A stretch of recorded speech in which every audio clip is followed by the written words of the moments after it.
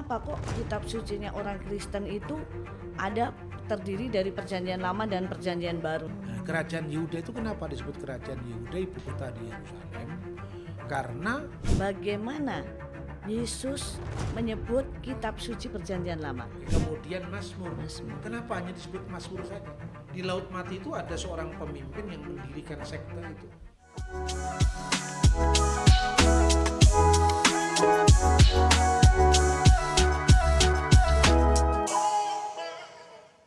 Shalom pemirsa, kembali pada hari ini kita berjumpa lagi di OE Podcast bersama saya Hakim OE dan narasumber kita Bapak Dr. Bambang Nursena. Dengan tema kali ini, mengapa Alkitab kita terdiri dari Perjanjian Lama dan Perjanjian Baru? Selamat menyaksikan. Selamat malam Pak. Selamat malam. Kembali lagi Pak Bambang, satu kehormatan buat kami pada malam hari ini Bapak boleh hadir kembali di OE Podcast ya Pak ya. Saya mendengar bahwa besok Bapak sudah akan kembali ke Melbourne. Iya. Jadi ini satu anugerah buat kami, Bapak kembali boleh bersama-sama dengan kami Pak. Kalau saya merenungkan Pak, kalau menggali Alkitab disandingkan dengan sejarah yang ada ini nggak ada habisnya ya Pak ya. Betul, Jadi betul. semakin hari saya semakin tertarik nih Pak perbincangan kita nih semakin hari. Terima kasih Pak, secara pribadi saya mengucapkan terima kasih dan kita akan mulai boleh ya Pak ya. Ini satu kesempatan yang baik buat kami Pak untuk kami boleh kembali mendapatkan satu penjelasan antara Alkitab disandingkan dengan sejarah. Jadi yang pertama Pak ingin kami tanyakan kepada Bapak sebagai sejarawan yang sudah sangat-sangat berpengalaman. Ini Pak, sering kita sebagai anggota jemaat atau umat Kristiani Pak, biasa sering kita tuh ditanya, mengapa kok kitab sucinya orang Kristen itu ada terdiri dari Perjanjian Lama dan Perjanjian Baru. Nah ini seringkali menjadi pertanyaan orang banyak ya Pak, dan seringkali kita sebagai orang awam, mungkin pemirsa juga, kita tidak bisa menjawab. Nah ini saat ini kita boleh mendapatkan penjelasan dari Bapak. Iya. Ya. Shalom saudara-saudara. Karena Ibu Hakim mempertajam ya hubungan antara sejarah dan Alkitab secara khusus. Kenapa ada Perjanjian Lama, kenapa ada Perjanjian Baru? Betul Pak. Yang pertama harus ditekankan bahwa kitab suci kita itu ini luar biasanya. Satu kitab tetapi dimiliki oleh agama yang berbeda. Yahudi dan Kristen. Iya.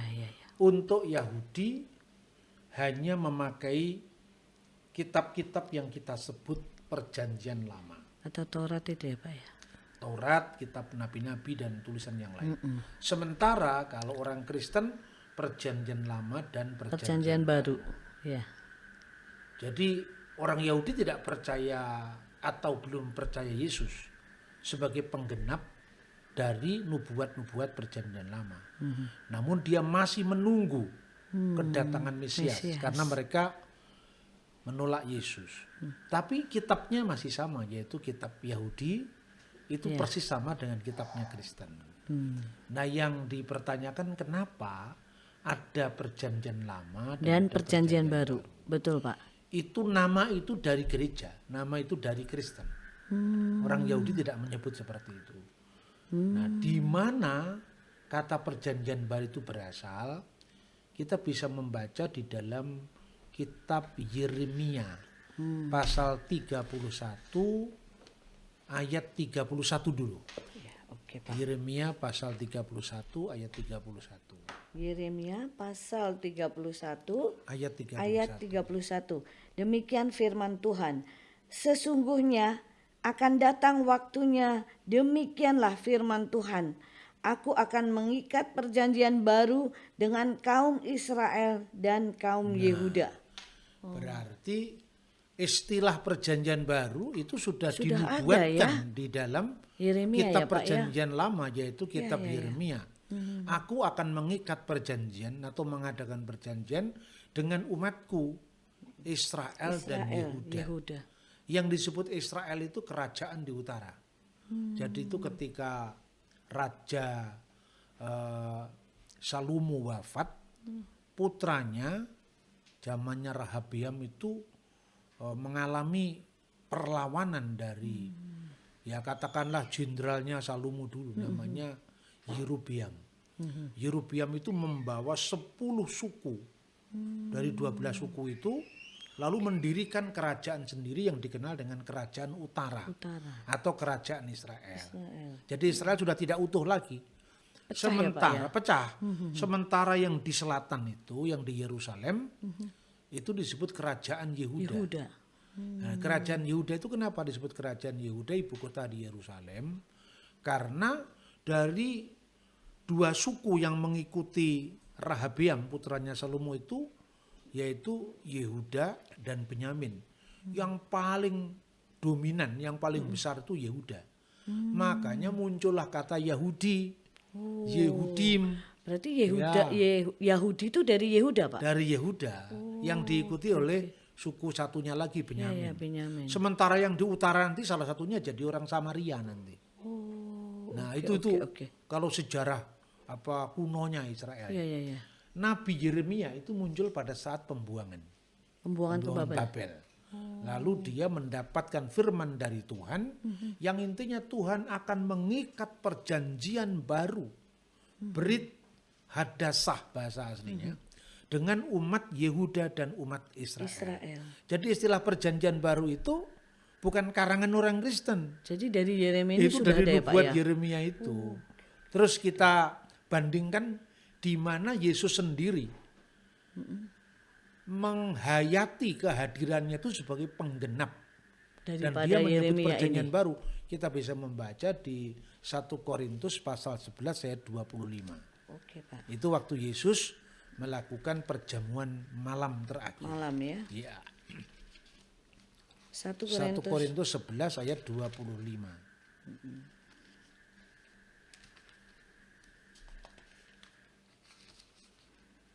1 Korintus 11 ayat 25. ayat 25. Demikian firman Tuhan. Demikian juga ia mengambil cawan sesudah makan lalu berkata, cawan ini adalah perjanjian baru yang dimeteraikan dengan darahku. Lakukanlah ini setiap kali kamu meminumnya sebagai peringatan akan aku. Jadi Yesus sendiri menyadari bahwa tubuh dan darahnya, penyalipannya, darahnya itu dicurahkan sebagai pengesah perjanjian baru ya. Maka inilah cawan yang disebut darahku, yaitu perjanjian baru. Nah, berarti istilah perjanjian baru dinubuatkan perjanjian lama, dan Yesus menyadari dirinya datang untuk menggenapi nubuat itu. Nubuat Yeremia tadi ya, Pak. Sekarang kita baca Yeremia pasal yang sama tadi 31 ayat 32. Yeremia tadi ya, Pak ya. Iya, 31 ayat 32. Demikian firman Tuhan. Bukan seperti perjanjian yang telah kuikat dengan nenek moyang mereka pada waktu aku memegang tangan mereka untuk membawa mereka keluar dari tanah Mesir. Perjanjianku itu telah mereka ingkari, meskipun aku menjadi tuan atas mereka. Demikianlah firman Tuhan. Tetapi beginilah perjanjian yang kuikat dengan kaum Israel sesudah waktu itu. Demikianlah firmanku. Aku akan menaruh Tauratku dalam batin mereka dan menulisnya pada hati mereka. Aku akan menjadi Allah mereka dan mereka akan menjadi umatku. Nah, itu bagaimana caranya? Caranya perjanjian itu digenapi. Tadi waktu kita membahas tentang Kristus pada saat dia datang pada perayaan Pondok Daun. Dia mengatakan barang siapa haus hendaknya ia datang kepadaku dan minum. Iya. Ya, itu sebagai penggenapan dari upacara nisuk hamayim, pencurahan air untuk memperingati peristiwa Meriba. Namun karena Roh Kudus belum datang, belum dicurahkan, mengapa? Karena anak manusia belum dimuliakan. Dimuliakan di sini lewat penyalipannya. Setelah penyalipan dimuliakan lewat kebangkitan. Ketika Yesus bangkit baru Roh Kudus datang. Naik ke surga, roh turun ya Pak. Berarti penggenapan dari seluruh rentetan peristiwa itu tadi dimulai dari pencurahan Roh Kudus. Setelah Yesus dimuliakan di kayu salib, lalu bangkit di antara orang mati, Ya. barulah Roh Kudus Roh Kudus turun. Lah Roh Kudus turun itu kemudian merealisasikan janji Tuhan kepada Nabi Yeremia yang digenapi dengan Yesus Kristus, yaitu munculnya perjanjian baru. Bagaimana munculnya perjanjian baru? Pertama, perjanjian baru disahkan dengan darah Yesus. Lalu yang kedua, bagaimana firman-firman itu diberikan. Maka sekarang bandingkan, aku tidak lagi menuliskan Tauratku. Pertama kepada loh batu dulu. Iya, betul. Jadi pada saat Musa menerima 10 perintah Tuhan, itu kan digambarkan bahwa Allah sendiri menuliskan hukum itu pada loh batu dengan jarinya sendiri. Betul. Akulah Tuhan Allahmu yang membawa engkau keluar dari tanah Mesir, dari tempat perbudakan. Jangan ada ilah-ilah lain di hadapan hadiratku. Itu 10 ditulis hukum itu ya 10 Pak hukum. ya. Ditulis dengan jari Allah. Ya. Loh batu. Sekarang kalau diumpamakan menulis Taurat di batin mereka. Caranya bagaimana? Maka kita membaca Kisah Rasul pasal 2 ayat 1 sampai dengan ayat 3. Kisah Rasul pasal 2 Ayat 1, ayat 2 dan sampai 3. Demikian firman Tuhan. Ketika tiba hari Pentakosta, mereka semua berkumpul di satu tempat. Tiba-tiba terdengarlah bunyi dari langit seperti tiupan angin keras yang memenuhi seluruh rumah tempat mereka duduk. Tampaklah kepada mereka lidah-lidah seperti lidah api yang bertebaran dan hinggap pada mereka masing-masing. Nah, untuk apa Roh Kudus muncul dalam bentuk lidah-lidah api? Karena untuk menuliskan hukum Tuhan dalam batin mereka. Jadi bukan lagi loh batu, tapi loh hati para rasul. Itulah perjanjian baru. Makanya para rasul dengan kapasitas mereka sebagai saksi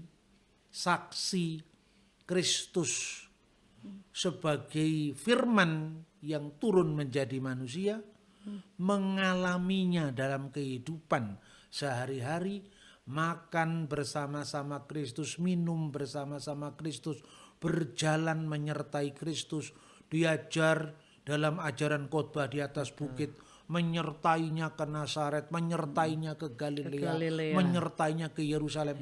Itu menjadi saksi Kristus. Makanya itulah Kristus memuridkan. Karena gereja itu adalah Israel baru, dan jumlahnya Israel itu 12 suku. Maka muridnya Yesus juga 12.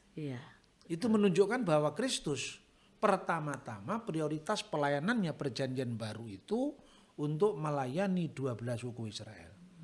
Setelah 12 suku Israel, baru ada domba-dombaku di kandang yang lain. Kandang yang lain itu apa artinya? Bangsa-bangsa lain. Bangsa lain ya Pak ya. Nah itulah yang digambarkan dengan 70 murid. Kenapa 70 murid? Karena menurut Kejadian pasal 10, jumlah bangsa-bangsa keturunan Nuh dari Sem, Ham, dan Yafet jumlahnya 70.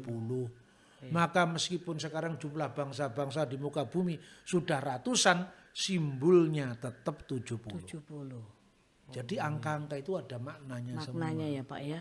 Nah inilah makna yang kita bisa pelajari kenapa Roh Kudus turun dalam bentuk lidah-lidah api. Sebagaimana dulu Roh Kudus ya itu berkarya langsung lewat penulisan 10 perintah Tuhan di loh batu. Sekarang penulisan firman-firman Tuhan pada loh hati para rasul yang tidak lain saksi mata dari kehidupan Yesus itu sendiri. Ini sebanding sebetulnya kalau kita ngomong dengan sejarah sekuler. Atau misalnya kalau kita bicara dalam filsafat orang Tionghoa. Itu kira-kira dibandingkan bukan sama ya. Satu kali engkau melihat lebih akurat, lebih penting daripada 100 kali engkau mendengar. Mendengar. Dan 1 kali engkau mengalami itu lebih dahsyat daripada 100 kali engkau melihat. Melihat. Murid-murid Yesus itu bukan sekedar dia mendengar dari orang lain, Melihat, apalagi mengalami, mendengar ya. dari orang yang jaraknya ratusan tahun. Itu enggak cukup. Iya betul. Philo itu seorang filosof Yahudi di abad pertama. Zamannya sama, tapi karena tidak pernah ketemu Yesus, dia hanya sumber sejarah sejaman.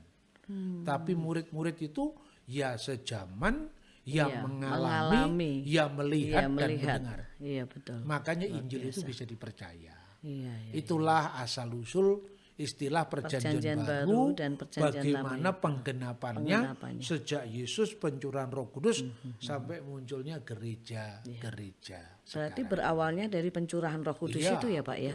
Pencurahan Roh Kudus itu awal gereja muncul. Awal gereja muncul. Gereja ya. itu muncul pertama kali pada pencurahan Roh Kudus di Yerusalem kira-kira tahun 33 Masehi.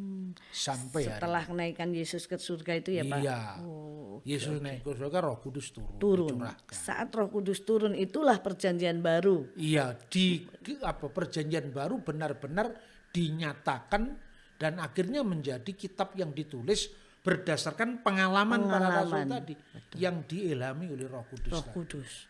Iya. Luar biasa ya Pak ya. Kalau kita Itulah sebabnya kenapa disebut perjanjian baru. Kalau Bapak nggak jelaskan ini kita nggak bisa jawab Pak kalau ada yang nanya nih Pak. Jadi pemirsa, ini satu kesempatan yang sangat luar biasa. Kita menambah wawasan kita tentang Alkitab dan sejarahnya. Terima kasih Pak Bambang, kembali ya Pak, kita boleh lanjut ya Pak ya. silakan. Karena ini kesempatan terakhir nih Pak. Nanti Enggak, baru terakhir, nanti ya, datang iya datang lagi nanti. Maksudnya untuk bulan ini Pak. Iya. Iya. Jadi Pak, saya ingin kembali menanyakan.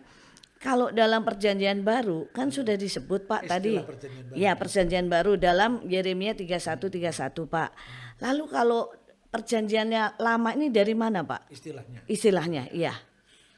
Ya dari sebetulnya secara implisit ya. Karena ada yang baru otomatis yang sebelumnya kan disebut lama. Yang baru sudah datang Alkitab yang sebelumnya itu kan disebut lembaran yang lama. Tapi bukan dibuang. Iya, Itu tetap iya. sebagai dokumen sejarah. Karena itu akarnya. Ibarat misalnya sekarang ini zamannya Pak Prabowo. Iya.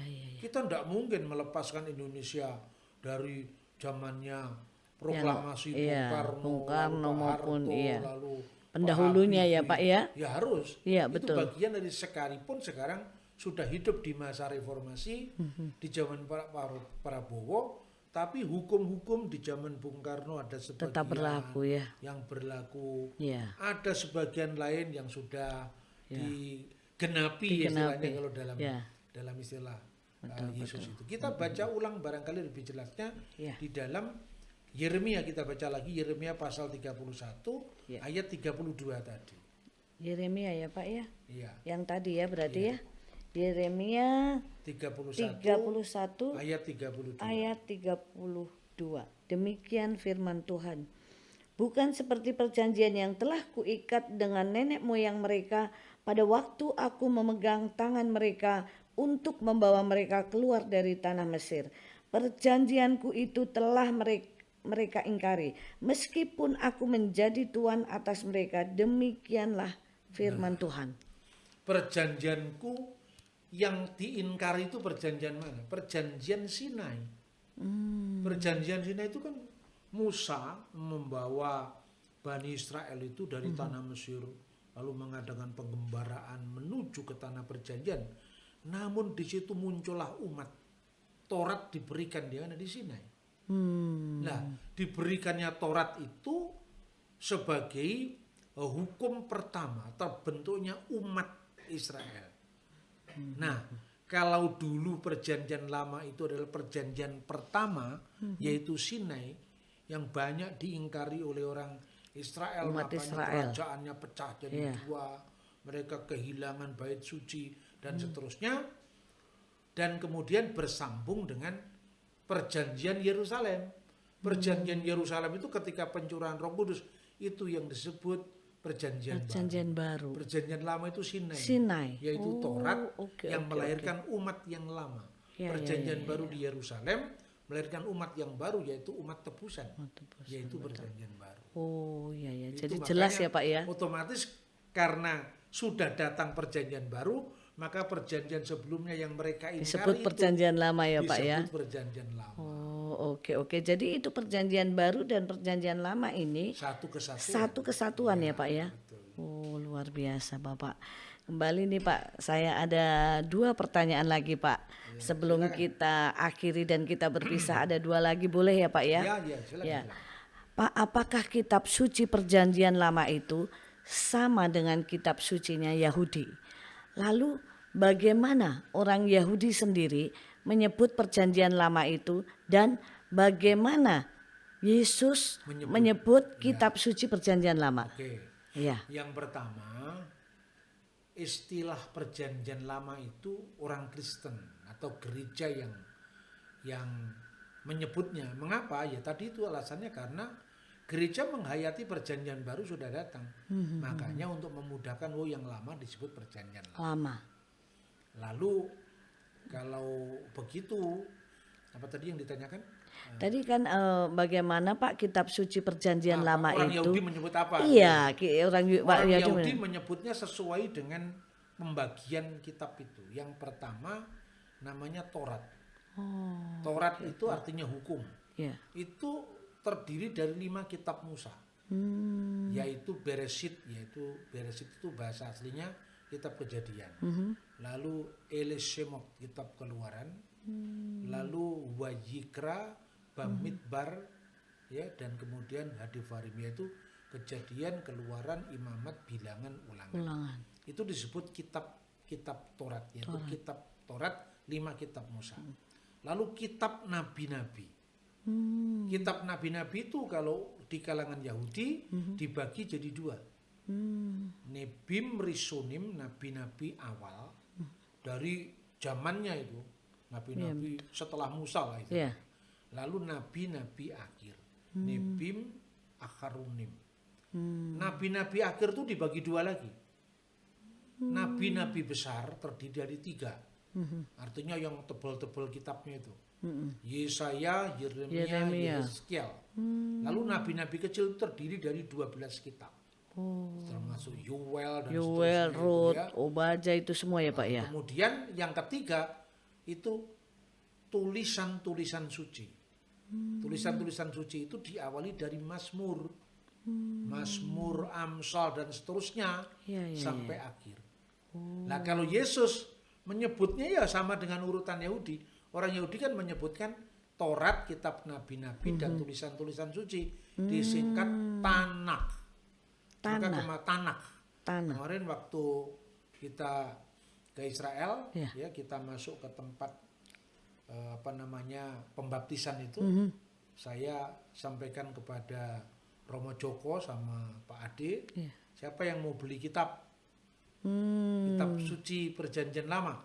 Tapi tidak ada judul perjanjian lama di situ. Judulnya Tanakh. Karena itu terbitan Yahudi. Iya. Tanakh itu Taurat, nabi-nabi tadi ya, tulisan suci. Yesus bagaimana menyebutnya? Sama dengan orang Yahudi menyebut. Mengapa? Karena Yesus Yahudi.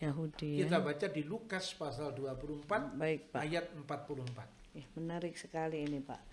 Lukas 24 ya Pak ya. Ayat 44. 44. Demikian firman Tuhan. Ia berkata kepada mereka, inilah perkataanku yang telah kukatakan kepadamu ketika aku masih bersama-sama dengan kamu, yakni bahwa harus dikenapi semua yang tertulis tentang aku dalam Taurat Musa, nabi-nabi dan Mazmur. Ya benar sekali. Kitab Taurat bagian nabi-nabi. dari 5 kitab tadi. Nabi-nabi dan Mazmur. Awal, nabi-nabi akhir, nabi-nabi besar, nabi-nabi kecil. Kemudian Mazmur. Kenapa hanya disebut Mazmur saja? Karena Mazmur itu judul pertama dari kitab yang disebut Ketubim, tulisan-tulisan suci yang lain. Jadi ini bukti ya. Kalau memang gereja itu pertama-tama bagian dari orang Yahudi. Dan orang Yahudi itu kan sektenya banyak. betul. Ada Saduki. Iya, ya. Saduki itu yang menguasai bait Allah. Kaum aristokrat Yahudi. Imam-imam yang biasanya melayani bagi imam yang yang menguasai bait Allah. Lalu Farisi yang kedua. Farisi, ya. Lalu ada lagi mereka yang memisahkan diri karena korupsi di bait suci. Dan sejak dulu Korupsi itu ada ya Pak dari dulu? korupsi juga ada di bait Allah. Jadi di sana Dari zaman dulu memang dari sudah zaman ada dulu ya? Ada bukan hanya Luar bait biasa. suci, korupsi suci, copet suci. Iya, Itu ada sejak dulu sampai sekarang. Betul, betul Nah, Pak. makanya ke gereja itu jangan hanya lihat praktek orangnya, lihat Betul, betul. apa lembaganya, Iya. lihat apa firman Tuhan Firman yang Tuhannya, ya. diberitakannya. Karena manusia tidak ada yang sempurna. Betul. Nah, orang-orang Yahudi yang memisahkan diri dari bait suci ini namanya Eseni. Lama nggak dikenal. Kenapa Perjanjian Baru tidak mencatat orang Eseni? Ya. Karena dia tidak pernah muncul di depan umum. Dia memisahkan diri di Wadi Qumran, di Laut Mati. 2000 tahun kurang lebih sejak itu punah. Tahun 1947 baru ditemukan naskah-naskahnya yang dikenal dengan The Dead Sea Scroll. Naskah-naskah gulungan Laut Mati. Laut Mati. Di mana kita punya Alkitab yang usianya ribuan tahun sampai hari ini. Baru setelah Saduki, Farisi, Eseni, kemudian Nosrim itu pengikut Yesus orang Nazaret. Yahudi juga. Tapi di gereja itu tidak lagi diikuti oleh orang Yahudi. Di Yerusalem adalah orang-orang yang menjadi pengikut Yesus dari kalangan Yahudi. Tapi dari kalangan Yahudi ini dibagi dua lagi. Kisah Rasul pasal 6 ayat 1 itu menceritakan tentang ketika mereka bersengketa tentang pembagian diakonia. Antara siapa? Anggota jemaat yang disebut orang-orang Yahudi yang berbahasa Yunani dan orang-orang Ibrani. Orang-orang Yahudi yang berbahasa Yunani itu orang-orang Yahudi yang datang dari perantauan. Dari Pendatang ya Pak ya? Alexandria, dari Siprus, dari Tarsus. Siapa mereka? Misalnya Markus. Maka namanya nama Latin. Iya Ya kan? Iya. Terus kemudian Stefanus, Barnabas itu orang-orang Yahudi diaspora. Tapi ada orang-orang Yahudi yang berbahasa Ibrani. Petrus, Andreas, 12 rasul. 12 rasul. Nah, selain orang-orang Yahudi yang berbahasa Yunani dan orang-orang Yahudi yang berbahasa Ibrani dan Aram, makanya Injil itu tertulis dalam bahasa Yunani. Nggak usah bingung kalau ditanya, Yesus orang Yahudi kok bahasanya Yunani? Karena bahasa internasional. Internasional. Lalu selain kelompok orang Kristen Yahudi di Yerusalem, ada kelompok Kristen yang sama sekali bukan Yahudi. Itu pertobatan dari bangsa-bangsa lain, pusatnya di Antioquia. Maka gereja itu terdiri dari orang Yahudi maupun bukan Yahudi. Bukan Yahudi. Cocok dengan apa yang dikatakan dalam sabda Yesus. Bukan hanya domba-domba dari 12 suku Israel. Tapi juga ada domba-dombaku dari kandang, yang lain. Dari 70 bangsa-bangsa tadi. Iya, luar biasa ya Pak. Jadi clear sekarang kan bahwa iman Kristen itu bisa dibuktikan dengan sangat jelas. Lalu firman-firman Allah tidak mungkin berubah. Sekarang jaminannya dulu. Kita baca Mazmur 119 ayat 89. Baik Pak. Mazmur 119 ayat 89. Demikian firman Tuhan. Untuk selama-lamanya ya Tuhan, firman-Mu teguh di surga. Berarti selama-lamanya firman itu tidak berubah. Betul. Teguh di surga. Lalu ayat 60. Ayat 60. Pasal yang sama. Demikian firman Tuhan. Aku bersegera dan tidak berlambat-lambat. Ayat 160 ya. 160. Ya. Pasal 119 ya. ayat 160. Yang utama dalam firman-Mu adalah kebenaran dan segala hukum-Mu yang adil tetap untuk selama-lamanya. Firman-Mu adalah kebenaran, Kebenaran hukum-Mu yang adil, tetap. artinya Taurat-Mu yang adil untuk selama-lamanya. Selama-lamanya ya. Nah, sekarang perjanjian baru, Ya. 2 Timotius 3 ayat 16. 2 Timotius 3 ayat 16. seluruh kitab suci diilhamkan Allah dan bermanfaat untuk mengajar, untuk menyatakan kesalahan, untuk memperbaiki kelakuan, dan untuk mendidik orang dalam kebenaran. Jadi kitab suci itu diilhamkan Allah. Allah sendiri ya Pak. Maka pasti Allah menjaganya. Betul. Untuk apa? Untuk apa? Menyatakan, menghakimi orang salah, karena kitab suci itu mengandung hukum. Untuk memperbaiki kelakuan, karena untuk pendidikan.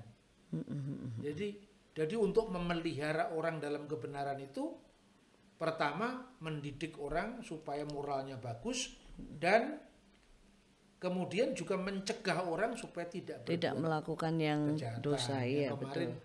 kita bahas tentang membangun pagar mengelilingi Taurat. Ya, Persis dengan gagasan Yahudi. Iya, Karena memang murid-murid Yesus adalah orang-orang Yahudi. Yesus sendiri orang Yahudi. Orang Yahudi. Yudaisme itu akar kita. Ya. Kita tidak bisa meninggalkannya. Iya, Kemudian satu lagi, Matius pasal 7 ayat 6. Oke Pak. Matius pasal 7 ayat 6.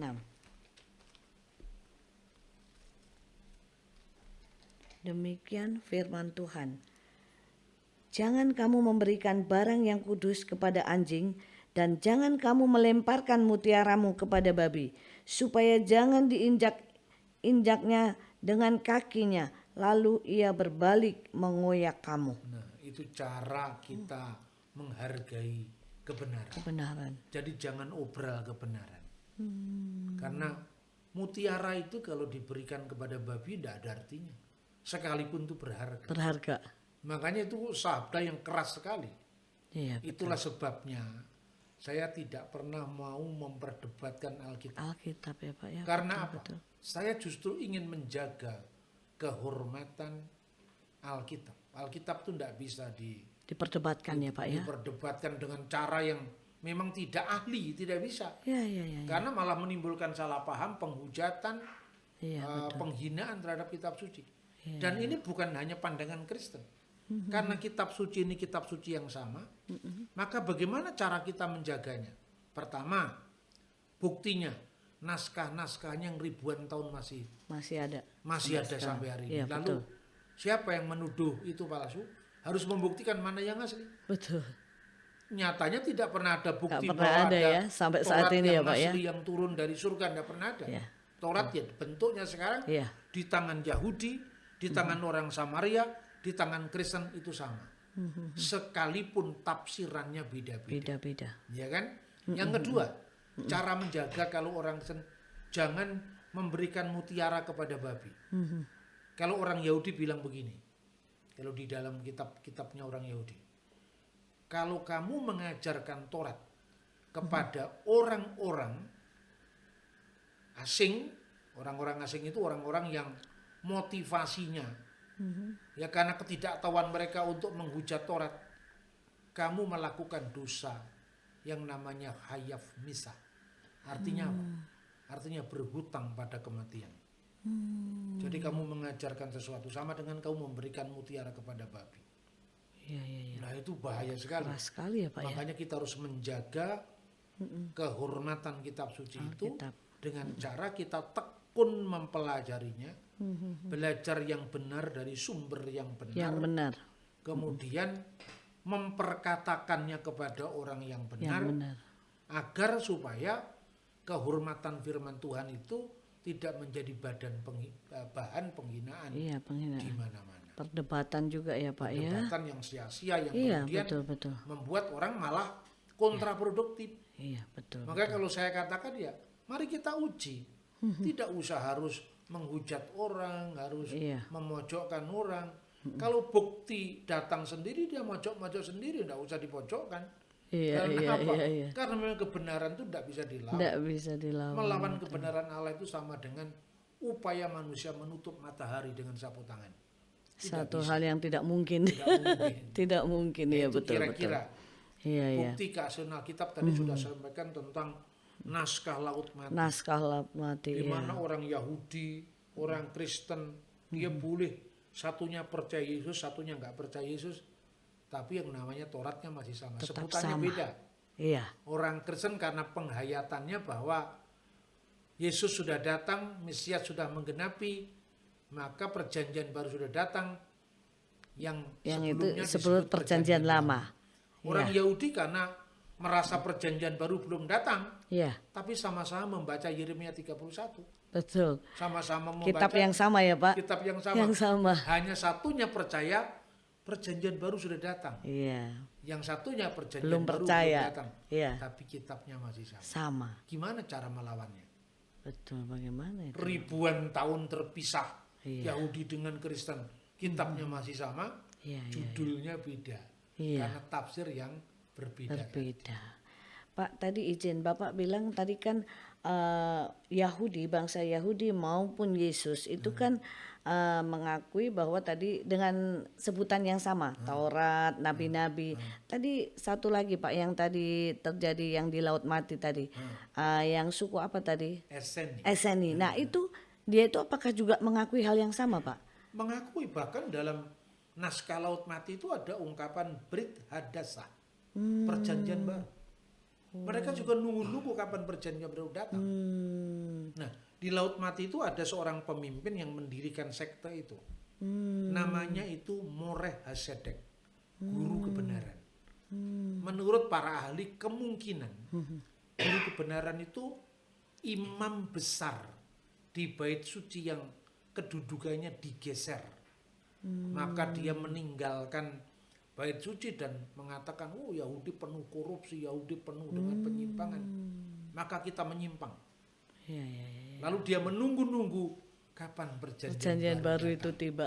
Lalu dia menyebut komunitasnya itu, inilah komunitas perjanjian baru. Karena mereka menunggu-nunggu datangnya perjanjian baru.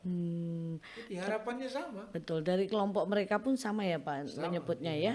Nabi-nabi, Taurat, Mazmur Iya, itu ya. sama. Oh, berarti istilah perjanjian lama dan perjanjian baru itu bagi orang-orang di luar Yahudi yang sudah mengatasnamakan Kristen ini ya Pak. Iya, munculnya iya. itu ya. Ya, artinya orang Yahudi yang percaya dengan Yesus itu Percaya yang dengan menyebut Yesus. perjanjian lama. Perjanjian lama. Oh, oke oke oke. Berarti memang luar biasa ini Pak. Pemahaman ini kalau kita sebagai orang yang awam dan tidak tahu sama sekali tentang sejarah ini kan nggak mengerti Pak ini Pak. Ya, sekarang malah banyak di Iya. podcast itu mengatakan itu orang Kristen nyolong Tauratnya Yahudi itu benar, orang tidak ngerti sejarah. Makanya pentingnya Pak kita membaca Alkitab dan kita menggali sejarah ini betapa pentingnya. Jadi bukan hanya saya berharap bukan hanya saya sebagai host tetapi kiranya para hamba-hamba Tuhan ya Pak ya. Amin. Ini rindu untuk menggali dan mempertajam antara Alkitab dengan sejarah ini harus disandingkan dan ini harus bersama-sama ya Pak Makanya menurut saya. punya apa istilahnya itu sesanti atau semboyan. Iya. Sejarah yang penuh bukti adalah mitra setia iman yang penuh bakti. Luar biasa Pak Bambang. Mungkin Bapak ada pesan-pesan yang mau disampaikan buat pemirsa kita Pak? Iya, terus bertekun dalam pembacaan firman Tuhan, mendalami firman Tuhan seperti yang dinasihatkan Rasul Paulus terhadap Timotius. Karena semua yang tertulis itu diilhamkan oleh Allah. Bermanfaat untuk mengajar, Mendidik, memperbaiki kelakuan ya Pak. Puji Tuhan Pak Bambang. Terima kasih atas kesempatan Bapak. Saya berharap dan kami semua berharap dari OI Podcast apabila Bapak datang lagi ke Jakarta singgah ke tempat kami Pak. Karena bincang-bincang kita ini tidak akan pernah habis dan tidak akan pernah lapuk Pak. Semakin didalami, semakin haus. Iya, dan kita semakin ingin mengerti Pak. Puji Tuhan, terima kasih Pak Bambang. Dan pemirsa, malam ini kita mengakhiri bincang-bincang kita bersama Dr. Bambang Nursena, lain kali di kesempatan yang lain kita akan kembali bersama beliau di podcast-podcast berikutnya. Kiranya apa yang menjadi perbincangan kita malam hari ini boleh menjadi satu pengalaman, boleh menjadi satu pengetahuan yang semakin kita boleh rindu untuk mempertajam, untuk menggali firman dan sejarah, sehingga kita tidak dibutakan oleh hal-hal yang tidak benar, ajaran-ajaran yang tidak benar, karena kita rindu untuk semakin mengerti. Terima kasih, Tuhan Yesus memberkati. Sampai jumpa pada podcast-podcast berikutnya.